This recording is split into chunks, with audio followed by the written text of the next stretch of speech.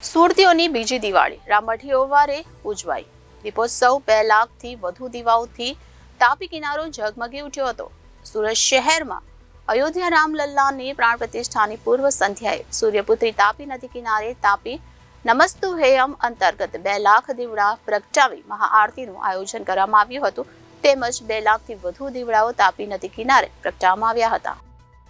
સુરત શહેરમાં સૂર્યપુત્રી તાપી નદી કિનારે તાપી નમસ્તુભયમ અંતર્ગત 2 લાખ દીવડા પ્રગટાવી મહાઆરતીનું આયોજન કરવામાં આવ્યું હતું। દીવડા વડે ભવ્ય રામ મંદિરની જય શ્રી રામ, હનુમાન, સ્વસ્તિક, ઓમ, જય તાપી સહિતની વિવિધ પ્રતિકૃતિ બનાવવામાં આવી હતી। મહાઆરતીના કાર્યક્રમમાં હજારોની સંખ્યામાં લોકો હાજર રહ્યા હતા। આ કાર્યક્રમમાં રાજ્ય ગૃહમંત્રી હર્ષ સંઘવી, કેન્દ્રીય રેલવે રાજ્યમંત્રી દર્શના જરદોસ સહિત મેયર, પાલિકાના પદાધિકારીઓ ઉપસ્થિત રહ્યા હતા। ઉપરાંત હર્ષ સંઘવીના હસ્તે અયોધ્યામાં રામ મંદિર બનાવવા માટે લડત ચલાવનાર કાર સેવકોનું સન્માન કરવામાં આવ્યું હતું। બીજી તરફ સુરક્ષાના કારણોસર સૂર્યપુત્રી તાપી નદી કિનારે પોલીસનો ચુસ્ત બંદોબસ્ત ગોઠવી દેવામાં આવ્યો હતો।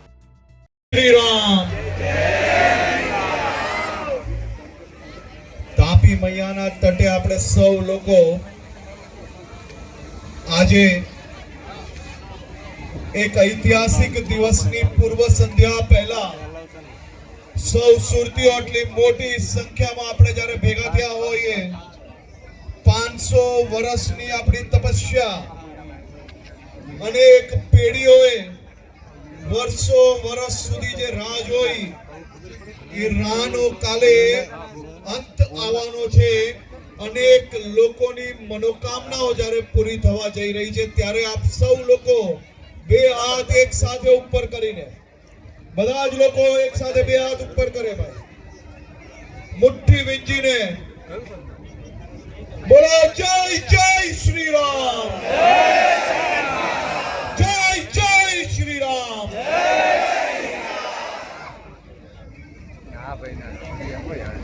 કાલના સવારની આપ સૌમાંથી કેટલા લોકો રાહ જોઈ રહ્યા છો?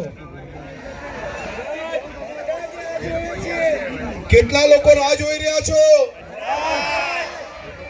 આ ઐતિહાસિક ક્ષણોથી તમારા ને મારા જેવા આ જનરેશનના સૌ યુવાનો, મહિલાઓ, વડીલો, આપણી સૌની મનોકામનાઓ કાલે પૂરી થવા જઈ રહી છે।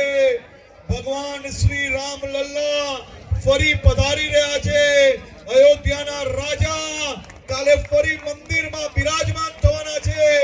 આપણો જુસ્સો એટલો ઓછો ના ચાલે। સુરત શહેરના ખૂણે ખૂણે, ઘરના આંગણે, ઘરની બારીઓ પર, પોતપોતાની સોસાયટીના ગેટથી લઈને ચારે દિશાઓમાં હમણાં કયા નારા ગુંજી રહ્યા છે? કયા નારા ગુંજી રહ્યા છે? કાલે વર્ષો વર્ષની તપસ્યા, કરોડો સનાતન ધર્મના ભક્તો, હિન્દુઓ, આ સૌ લોકોનું આસ્થાનું કેન્દ્ર એટલે અયોધ્યા, અને આપણા સૌનું આસ્થાનું કેન્દ્ર એટલે ભગવાન શ્રી રામચંદ્રજી અયોધ્યામાં કાલે બિરાજમાન થવા જઈ રહ્યા છે। અને દેશભરના કાશ્મીર થી કન્યાકુમારી સુધી માટીના દીવડા બનાવતા લોકો રાત દિવસ દીવડાઓ બનાવે છે। કરોડો કરોડો દીવડાઓ બનાવ્યા તોય દીવડાઓ ઓછા પડી ગયા। તે પ્રકારે લોકોમાં ભક્તિમય માહોલ દેશભરમાં નજરે પડે છે। ઝંડા બનાવવા વાળાના ઝંડા પૂરા થઈ ગયા, રાત દિવસ કામ કરે છે। અને આસ્થા તમે જો, ઝંડા બનાવતા લોકો, ઝંડા સીવતા લોકો, બૂટ ચપ્પલ પહેર્યા વગર આપણી સૌની આસ્થાનું કેન્દ્ર ભગવાન શ્રી રામચંદ્રજીના ઝંડા આપણે બનાવીને કરોડો ઘર સુધી પહોંચાડે છે। દેશના ઇતિહાસમાં કદાચ પહેલી વાર આવો માહોલ, ઐતિહાસિક માહોલ અને દેશના લોકપ્રિય પ્રધાનમંત્રી આદરણીય શ્રી નરેન્દ્રભાઈ મોદીજીને બે હાથ જોડીને વંદન કરવા માંગુ છું, આભાર માનવા માંગુ છું કે દેશના લોકપ્રિય પ્રધાનમંત્રી આદરણીય શ્રી નરેન્દ્રભાઈ મોદીજીએ રામ મંદિર બનાવવાનું જે સપનું હતું, જે સંકલ્પ હતો, આપણી બધાની જે મનોકામનાઓ હતી, એ બધા જ લોકોને સાથે રાખીને ખુશીના માહોલમાં એ મનોકામના પૂર્ણ કરવા જઈ રહ્યા છે. કાલે આની જ્યારે પ્રાણ પ્રતિષ્ઠા થઈ રહી છે તેની પહેલા ભગવાન શ્રી રામચંદ્રજી જોડે જોડાયેલા, એમની યાત્રાઓ જોડે જોડાયેલા બધા જ મંદિરોમાં જઈને પ્રધાનમંત્રી શ્રીએ દર્શન અર્ચના કરી દેશને પહેલીવાર સનાતન પ્રધાનમંત્રી પ્રાપ્ત થયા અને આપણે સૌ સનાતનને ગર્વ થાય તે પ્રકારે કાલે આ પ્રાણ પ્રતિષ્ઠાની માહોલ આ દેશમાં બન્યો છે. આપ સૌ લોકોને વિનંતી છે કે આપ સૌ લોકો કાલે આ ઐતિહાસિક દિવસને ખૂબ જ ઉત્સાહમય માહોલથી મનાવો. દેશના તમામ વર્ગના લોકો માટે, યુવાનો માટે, મહિલાઓ માટે, વડીલો માટે અને સૌ લોકો માટે કાલનો દિવસ એ ઐતિહાસિક દિવસ છે. આપણે સૌ લોકો શાંતિપૂર્ણ માહોલમાં આ ઐતિહાસિક દિવસને મનાવશો. પોતાના પરિવારજનો જોડે બેસીને આ દિવસને મનાવીશું. કાલના દિવસમાં આપણે સૌ લોકોએ સંકલ્પ લેવાનો છે કે અનેક કુરિવાજોમાંથી બહાર આવીશું. ભગવાન શ્રી રામચંદ્રજીએ બતાવેલી દિશામાં આપણે સૌ લોકો જીવન જીવીશું. આપણે આપણા શહેરને, આપણા આંગણાને સાફ રાખીશું. સુરત સ્વચ્છતામાં નંબર 1 બન્યું છે. વર્ષ સુધી આપણે આ નંબર 1 રહીશું. એ પ્રકારના સંકલ્પ આપણે સૌ લોકો સાથે મળીને લેવા. કુણાલ સેલર, સુરત મહાનગરપાલિકા કોર્પોરેટર, તાપી નમસ્તુભ્યમ ચેરિટેબલ ટ્રસ્ટ પ્રમુખ. આજ રોજ તાપી આરટી ઘાટ ઉપર 2 લાખથી પણ વધુ દીવડાઓ સાથે સૂર્યનગરી દીપોત્સવ કાર્યક્રમનું આયોજન કરવામાં આવ્યું હતું. કારણ કે વર્ષોના સંઘર્ષ પછી ભારત દેશના અયોધ્યા ખાતે રામ મંદિરની પુનઃ પ્રાણ પ્રતિષ્ઠા થવા જઈ રહી છે.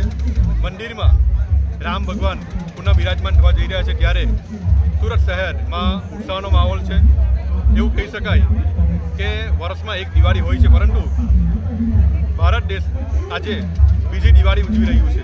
ત્યારે આ તાપી આરટી ઘાટ ઉપર તમામ સુરતવાસીઓએ ભવ્ય રીતે આ કાર્યક્રમ માણ્યો અને બીજી દિવાળી માણી અને વિવિધ સાંસ્કૃતિક કાર્યક્રમો અને સુરત મહાનગરપાલિકાના સફાઈ કર્મચારીઓનું સન્માન અને કાર સેવકોનું સન્માન સાથે આ દીપોત્સવ કાર્યક્રમ ભવ્ય રીતે ઉજવાયો. કુણાલભાઈ, 2 લાખ દીવડાઓ જે પ્રગટાવવામાં આવ્યા છે એમાં કેટલા સ્વયંસેવકોની જરૂર પડી હતી અને કઈ રીતના એનો માહોલ હતો? હજારો સ્વયંસેવકો આમાં જોડાયા હતા. એવું કહેવાય છે કે સુરત શહેરના લોકો સારું કરવામાં, દાન કરવામાં, સહયોગ કરવામાં સમગ્ર ભારત, સમગ્ર વિશ્વમાં પાછળ નથી પડતા. ત્યારે કોઈ પણ રામ ભગવાનનું કાર્ય હોય તેમાં કેવી રીતે પાછળ પડે તે રીતે આ કાર્યક્રમમાં બધા સાથ સહકાર સાથે આ કાર્યક્રમ ભવ્ય રીતે ઉજવાયો અને સુરત શહેરના લોકોએ ભવ્ય રીતે આ કાર્યક્રમ માણ્યો. કુણાલભાઈ, કહેવામાં આવે, સાંભળવું છે અમે કે આમાં કાર સેવકો જે રામ મંદિરના ટાઈમ ઉપર ત્યાં ગયા હતા એમની મુલાકાત લઈ અને એમને તમે આમંત્રણ કર્યા હતા. એ લોકોનો ભાવ કેવો હતો એ ટાઈમ પર જ્યારે તમે આમંત્રણ આપ્યું? દરેકના પરિવાર, દરેકના જે સભ્યો કાર સેવકમાં ગયા હતા, કાર સેવામાં, એ તમામ સભ્યો કાર સેવકોની આંખમાં આનંદના આંસુ હતા.